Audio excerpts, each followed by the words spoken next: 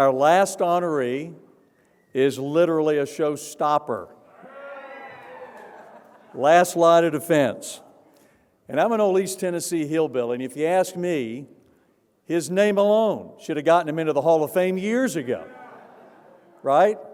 To the pitch we go. Watch as we introduce, stay with me now, Jose Miguel de Peralta, Jr. Jose Miguel Grave de Peralta Jr. is regarded as one of the best ever goalkeepers and perhaps the key member of the inaugural Wake Forest men's soccer team in 1980.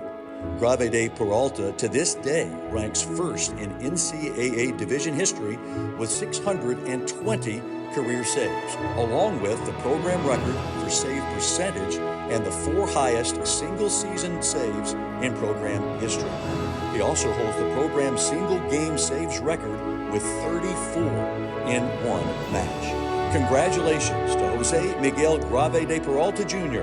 on his induction into the Wake Forest Sports Hall of Fame.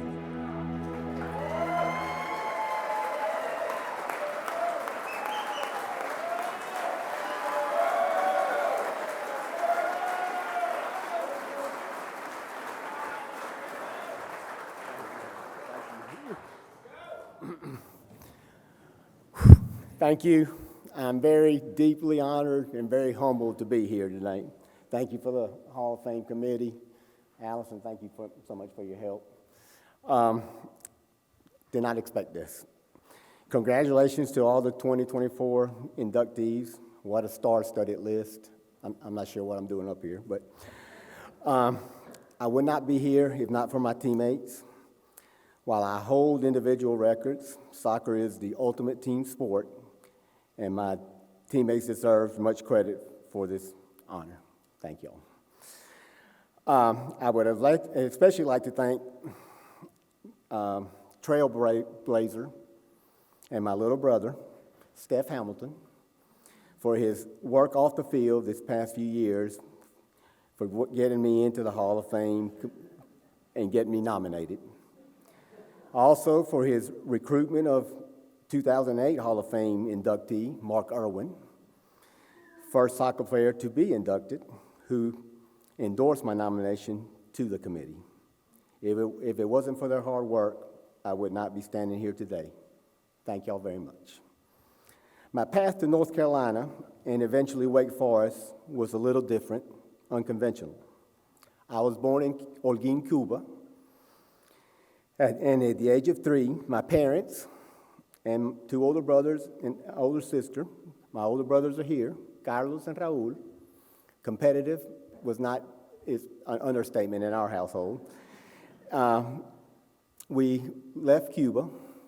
I guess Fidel did not like his sweet mate from college telling him, no, I don't want to be part of your government, and kept him there for 4 years until he finally got out. And we flew to Mexico. In Mexico City, the people of Mexico were so gracious, helped us get adjusted. We flew to Mexico with 1 suitcase, no money. And after a year there, we moved to Miami, Florida, and spent there about 10 months. And then after that, moved to Holly Springs, Mississippi, where my dad was a professor at Russ College, historically black college university. Got to meet some great people there. And then in 1970, when I was 9 years old, we moved to, I got to put my glasses on. We moved to Henderson, North Carolina. My dad had a friend of his, Joselín Infante, who was part of the North Carolina education, and he got him jobs as school teachers in Advanced Senior High School, where my dad and my mother were both Spanish teachers for about 25 to 30 years.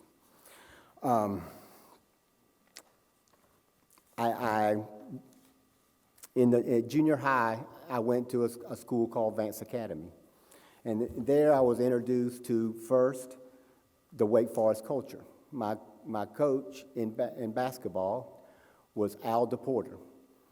I just found out today Al is 92 years old. Al played basketball for Bones McKinney. And not only was he a great coach, but he was a great mentor, a great person, and definitely influenced my life. I also met Bert Pierce, who's here tonight, and his father. Bert was destined to go to Wake. His father went to Wake in the 1950s, and he also introduced me to the Wake Forest culture. And so it put a little seed in my mind that later on grew.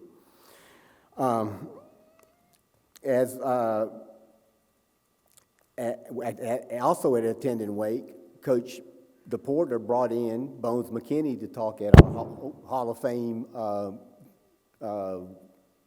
scholarship, academic program, and he was remarkable speaker, just funny stories. And then after that, he brought in Billy Packer, who also talked to in our program, which also influenced me.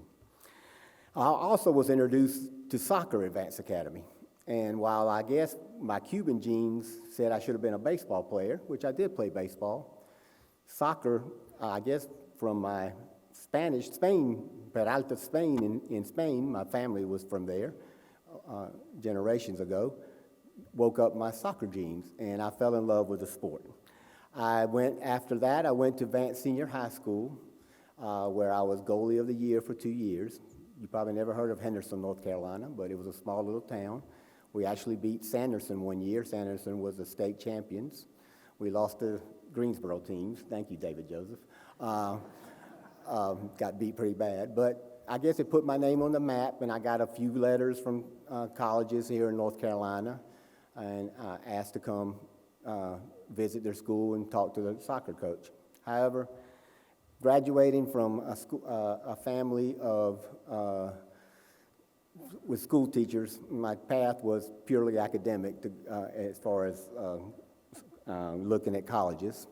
And when I came here to Wake, after being accepted, my application being accepted, they asked me to come interview for the Hankins Academic Scholarship.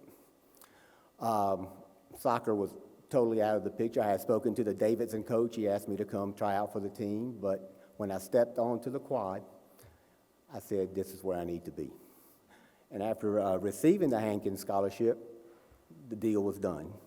So I came here in 1979. Yes, I was part of the inaugural 1980 team, but I actually was here in 1979.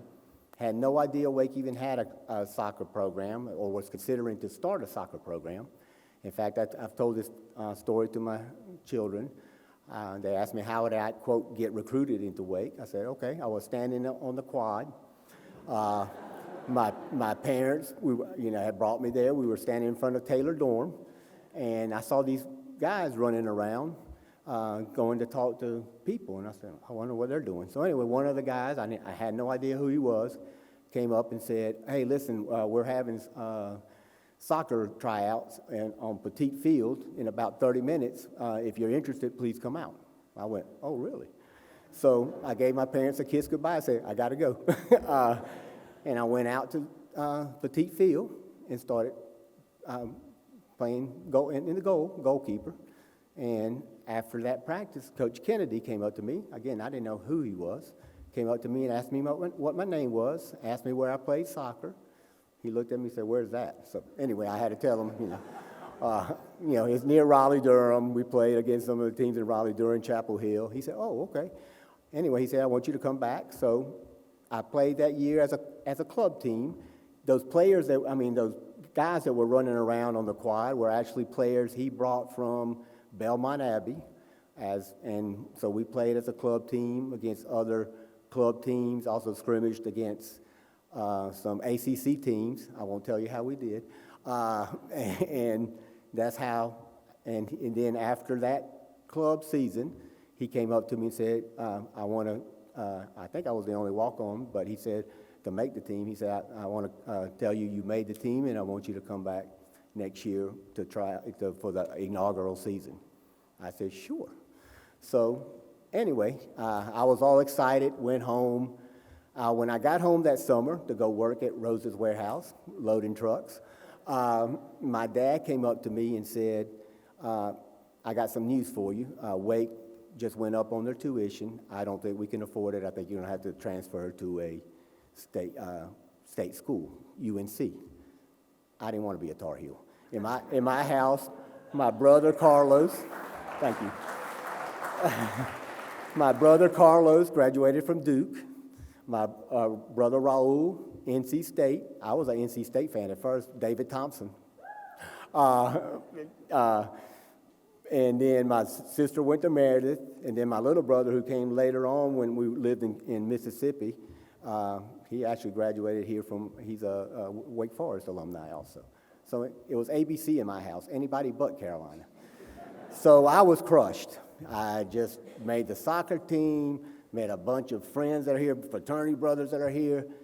So I said, oh gosh, I didn't know what to do. Anyway, as God would have it, I went out to the mail one day that same week, and I saw a letter from Wake Forest, the athletic department, and it said, Coach Kennedy. I said, what the heck is this? So anyway, he said, congratulations for making the soccer team. You've been awarded an athletic scholarship, which covered my tuition. I tell my kids this all the time, God has a plan. He obviously had a plan for me. Anyway, 1980 was our inaugural season. At that table over there are sitting some of the first players recruited. Yes, we had the guys from Belmont Abbey, the Howman brothers, Greg and Steve, Danny, just all good players, but we added, after scrimmaging some of the ACC teams, soccer teams, we said we need to get better. So Mark Irwin came, Jeff McNeil, David Joseph, all players, outstanding players, which strengthened our team. After that, next year was Trailblazer, Steph Hamilton, first black player, college player at Wake Forest, and again, my little brother, awesome player. Anyway, so we built the team, and that year we actually did very, very well. Very surprised. I had no idea about numbers. I didn't keep up. I didn't go home and say, oh, I had this many saves. And when they told me this, when Mike Pistelli called me and said, oh, we want to talk to you about, your career at Wake and do a little thing for that, and then it actually turned out to be a Zoom call with some of the Hall of Fame committee members and the athletic director. They were telling me, oh, you've been inducted into, and Steph joined the call, oh, you've been inducted into the Hall of Fame. I went, what? Anyway, so we kept playing and kept building the team. Just amazing. But part of my experience at Wake was also, again, I was a Hankins Scholar. That means I had to maintain a certain grade point average or I would lose my scholarship. So the professors at Wake were awesome. They realized what I was doing. They helped me with, worked around my schedule, helped me continue to be a good scholar. I was talking to Dr. Yuri today. He came up and said hello to me. I didn't have him as a professor, but the biology department, I was a biology major, pre-med, and they were awesome. Professor Sullivan, Professor Olive, Professor Kuhn, all those guys. And then lastly but not least, Professor Allen, who was an Air Force veteran. They all wrote letters for me to get into medical school, where I went at Wake Forest University after my career at Wake. Dr. Allen actually wrote me a letter for the Health Professional Scholarship Program, who got me into the Navy. And I was able to join the Navy, pay back, not only they pay for my school, but they also, and I didn't realize that at the time, but thinking back on it, I also was able to give service to the United States of America for giving us the opportunity to flourish here. Thank you.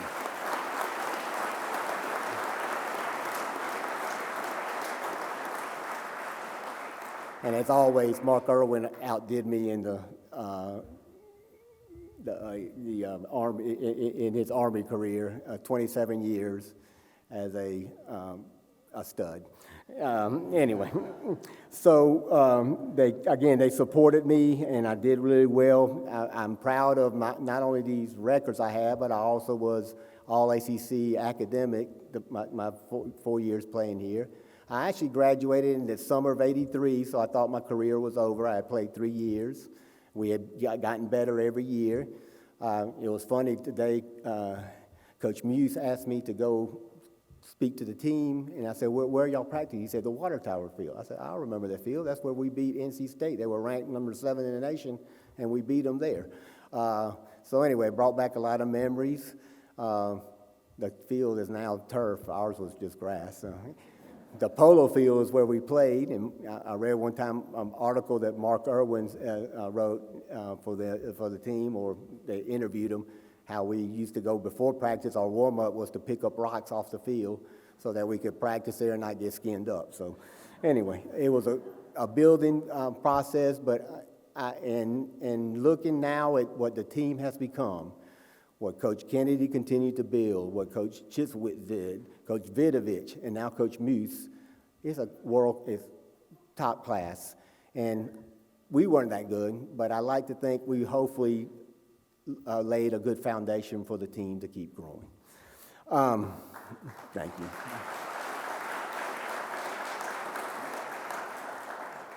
So I thought I was through in 1983, the season.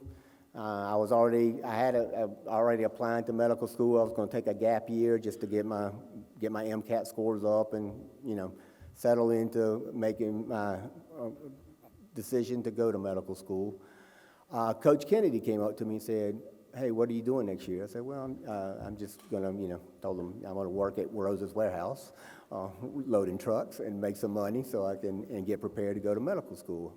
I hadn't heard anything yet, so he said, "Well, would you consider coming back and playing an extra year as a graduate student?" I went, "Are you paying for it?" He said, "Yes." I said, "Okay." I said, "Sure, I'd love to do it." And so I came back, and that year was awesome. Again, we weren't the best team, but again, we were very competitive. We gave teams.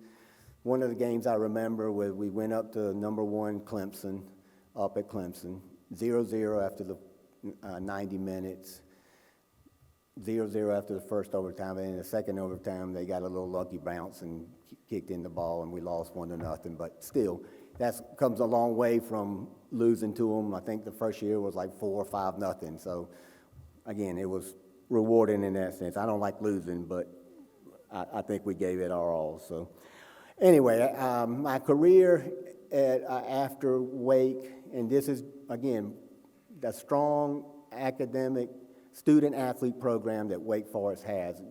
Oh gosh, I keep hitting this thing. I'm nervous. I'm not a speaker. But they kept on. I mean, they again made it for, and I think some of the speakers have alluded to this or spoke about it.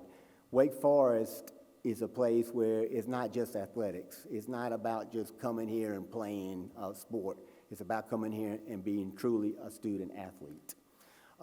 And it's just, again, and the older I've gotten, I've come to appreciate that more and more. After Wake, I went to Bowman Gray, Wake Forest School of Medicine, graduated there, went to Portsmouth Naval Hospital, did a pediatric residency, and then was head of pediatrics at Cherry Point Naval Hospital at Cherry Point, North Carolina. That's a Marine Air Station.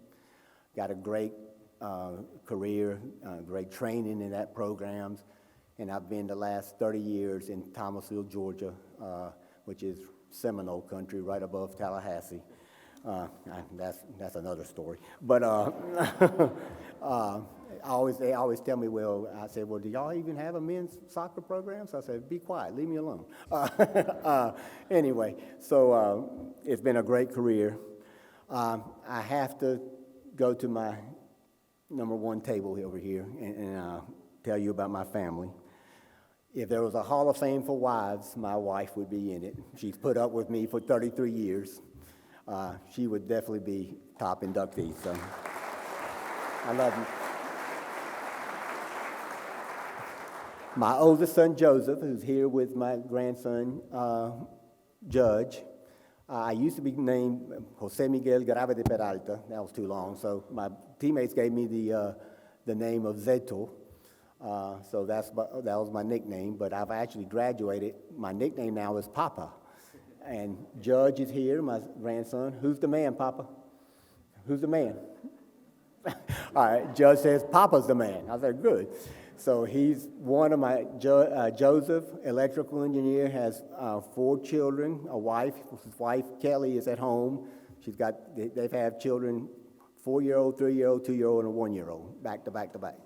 So great kids. It's a new experience for me, awesome. She's at home taking care of the other kids.